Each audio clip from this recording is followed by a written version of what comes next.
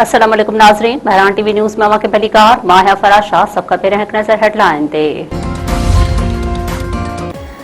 America ऐं Iran विच में ॻाल्हियुनि जो ॿियों दौर ईंदड़ हफ़्ते इस्लामाबाद में थियण जो इम्कान। वज़ीर आज़म शहबाज शरीफ़ जे वतन वापसीअ बाद ॻाल्हियुनि जे नए दौर जी हतमी तारीख़ तय कई वेंदी। उन हवाले सां पाकिस्तान अमेरिका ऐं ईरान खे आगाह करे छॾियो। ईरान ऐं अमेरिका जो चवणु आहे त ॻाल्हियुनि जे ॿिए मरहले में उहे टीमूं हिसो वठंदियूं जेके ॻाल्हियुनि जे पहिरें दौर में शरीक हुयूं।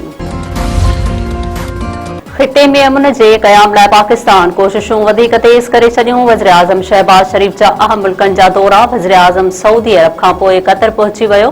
दोहा पहुचण ते शहबाज शरीफ़ जो शानदार इस्तक़बाल सलामी ॾिनी वई।